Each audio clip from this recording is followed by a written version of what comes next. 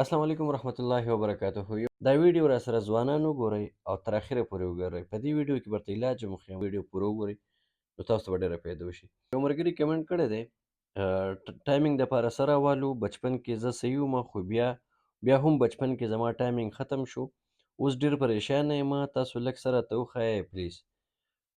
یاد ساته ځوانه چې کم خلکو دا سوچ دی د ډېرو ځوانانو چې یاره دا زما د ټایمینګ مسله ده او دا ابنارملټي ده او بیماري ده او یا ځان ورته اب نارمل ښکاري یا دا یې سوچ چې چېرې لکه مطلب زما ټایم کم دی.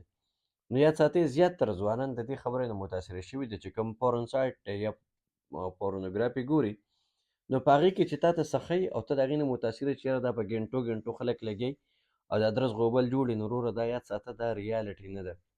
د هغې وجه دا ده چې دا تا ته صرف او صرف دغه څیزونه یو دوکه درته ښیي یو پراډ درته ښیي.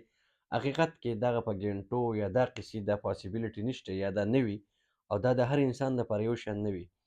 ان کیس بعضې خلک دا هم وایي چې یاره مختلف خلکو مختلف دغه کیدی شي سوچ کیدی شي یا مختلف وجې کیدی شي د ډېرو خلکو په دې حوالې سره. ډېر خلک وایي چې یاره مطلب زما ټایمینګ زیات او کم او دا او دا څه چې داسې څه وي نه. یاد ساته چې ستا نه ستا پارټنر سټسفاید دی تاسو دواړه سټسفاید یې تا ته د هېڅ قسمه علاج ضرورت نشته.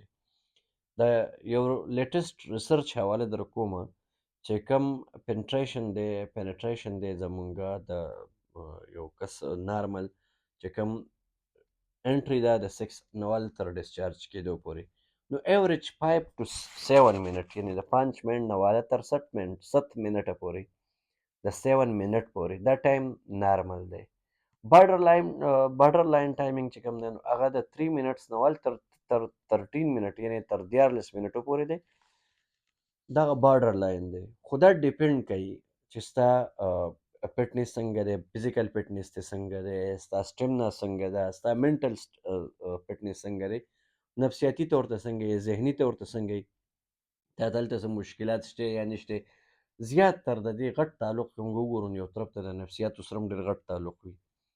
ستا د فزیکل فټنس سره هم دی ستا د خوراکونو سره هم د دې تعلق دی. مختلف وجې په مختلفو خلکو کې کیدی شي. ځکه زه په هره ویډیو کې دا یو خبره کوم چې تاسو ته کم نږدې ډاکټر وي هغه له ورشئ او پوهه ډاکټر وي نو هغه به تاسو ګایډ هم کړي تاسو به پوه هم کړي او تاسو ته به بیا که څه د ټریټمنټ ضرورت وي نو صحیح ټریټمنټ به مو وکړي. فرسټ اف آل خو زه زیاتره خلکو ته دا خبره کوم چې په دې کې دوایانې پالسانه مه خورئ دوایانو ته ضرورت نشته. خپله صحیح رهنمایي وکړه نو پالسانه په دې کې ضرورت نه وي دوایي ته. چند خلکو ته بعضې خلکو ته د میډیسن ضرورت کېږي خو یاد ساته چې دا میډیسن د هر مریض دپاره انډیویجول یعنی جدا کیدی شي. که د یو مریض دپاره د یوې دوایي ضرورت راځي نو بل مریض ته د بلې دوایي ضرورت راځي. چې دې کې کومې دوایي نه کار کوي هغه درته لږې مخې ته کومه. اونسموډیم د هومیوپیتھک یو میډیسن دی په 200 کې یا په 1 ایم کې هغه ډیپینډ کوي د مریض په پوزیشن باندې چاته په 200 کې ضرورت وي چاته په 1 ایم کې دا استعمالیږي. په دې کې زموږ سره ایکسرز یو میډیسن دی د هومیوپیتھک هغه پکې هم په بعضې ټایم کې ضرورت وي. اسیډ پاس بعضې خلکو ته کیو کې ضرورت وي بعضې خلکو ته په 30 کې ضرورت وي بعضې خلکو ته په 200 کې ضرورت وي هغه هم استعمالیږي په دې کې زموږ سره. کلیډیم سګرینیم دا پکې هم استعمالیږي په 200 کې. د دې نه علاوه اشواګندا ډامیانا یوهمبینیم اګنسټ کاسټ دا په کیو کې استعمالیدی شي مختلف استعمالیدی شي هر چاته بیل ضرورت کېدی شي چاته د یو ضرورت وي چاته د بل وي چاته د بل وي.